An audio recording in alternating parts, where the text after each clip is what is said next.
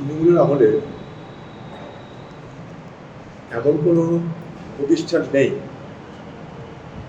বাংলায় যেখানে তৃণমূলের দুর্নীতি হয়নি, লুট হয়নি, ডাকাতি হয়নি, দুর্নীতি হয়নি। আমি বলবো মুর্শিদাবাদের সব পৌরসভাতে একই জিনিস হচ্ছে। শুধু লালবাগটা, বহরমপুর কেন বাদ যাচ্ছে?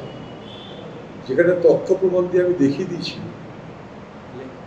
যে পরিবারের শাশুড়ি কোটি কোটি টাকার কাজ পাচ্ছে বেনিয়মে। আমি দিল্লি থেকে টাকা স্যাংশন করে দিয়েছিলাম এখানকার ডাম্পিং গ্রাউন্ডের জন্য। সেই টাকা পর্যন্ত তার শাশুড়ি কাজ করছে সামান্য টাকার বিনিময়ে। পুরো তছনছ হয়ে গেছে, পুরো টাকা পুরো দুর্নীতি করে এই বহরমপুর শহরে কোটি কোটি টাকা, একটা দুটো না, কোটি কোটি টাকা লুট হয়েছে, তছরূপ হয়েছে। এবং সেই টাকা সাইফনই হচ্ছে দুবাই। সেই টাকা চলে যাচ্ছে দুবাই। এখানে টাকা রাখবার স্কোপ না, তাই দুবাই পাঠাতে হচ্ছে। কিন্তু অদ্ভুতভাবে বহরমপুর পৌরসভা নিয়ে, কাঁদি পৌরসভা নিয়ে বিজেপি চুপ। হয় বলে দিক যে বহরমপুর পৌরসভায় কোনো দুর্নীতি হয়নি, কাঁদি পৌরসভায় কোনো দুর্নীতি হয়নি, কিংবা কোনো দুর্নীতি হয়েছে। শুধু আজিমগঞ্জ, জিয়াগঞ্জ আলাদা করে দেখলে চলবে না, প্রতিটা পৌরসভায় এই জিনিস হয়েছে। এখানে শয়ে শয়ে ক্যাজুয়াল লেবারের নামে তৃণমূলের নেতারা মিথ্যেভাবে রোজগার করেছে।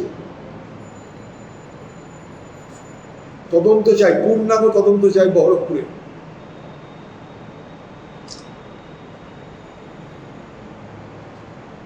আর ডিম মারার গল্প করে লাভ নাই। আমরা চাই প্রকৃত তদন্ত, প্রকৃত অপরাধী, প্রকৃত সাজা। দুটো ডিম ছুঁড়ে খবর করার মধ্য দিয়ে কোনো বাহাদুর আছে বলে আমি মনে করি না। তৃণমূলের কোষাধ্যক্ষ অরূপ বিশ্বাস ব্যাংকের ম্যানেজারকে চিঠি করে বলছে যে বিদ্রোহী বিধায়ক যারা তারা দখল করতে পারে, তার জন্য ব্যাংক ম্যানেজারকে চিঠি করে বলছে ফ্রিজ করে দিতে হবে 2000 কোটি টাকা। তাহলে বুঝুন তৃণমূলের টাকা কথা ছিল। তৃণমূল দল এখন ছুঁচোর কীর্তন লেগে গেছে। ভারতবর্ষের তৃণমূলের একটা আঞ্চলিক দল, কিন্তু মমতা ব্যানার্জির দৌলতে সে আঞ্চলিক দলে টাকার কোনো অভাব ছিল না। ভারতবর্ষের বিজেপি পার্টির হাজার হাজার কোটি টাকা আছে, সবাই জানে। সারা ভারতবর্ষের সমস্ত কর্পোরেট জগৎকে তাদের টাকা দিতে হয়। কিন্তু এটা আঞ্চলিক দলের এত টাকা কোত্থেকে আসে সেটা কিন্তু বড় তদন্ত সাপেক্ষ ব্যাপার। এখন সেই টাকার মোহে তৃণমূলের নেতাদের মধ্যে বসিরন্ত শুরু হয়েছে। টাকার মালিক কে হবে?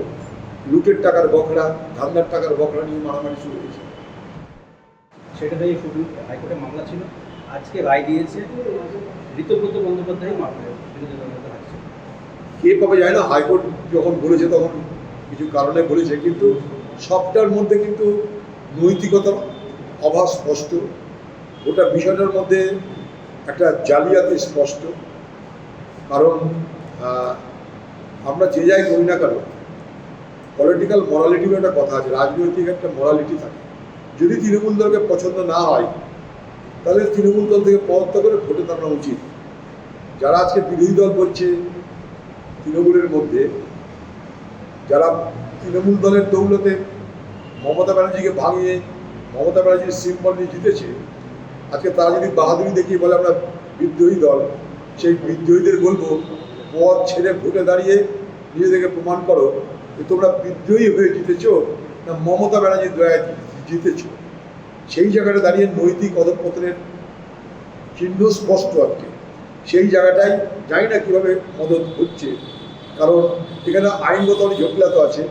হাইকোর্ট কী বলছে জানা নেই আমার, কিন্তু হাইকোর্টের পর সুপ্রিম কোর্টেও যেতে পারে তারা। কারণ রাজনৈতিক দলের নিজের অস্তিত্বের রক্ষার লড়াই তারা করবে। আমার বক্তব্য, এই জিনিসই পশ্চিমবঙ্গে এর আগে মমতা ব্যানার্জি নিজে করেছিলেন। আমাদের দলের এমএলএদেরকে ভাঙিয়ে তার দলে যোগদান করিয়েছিলেন।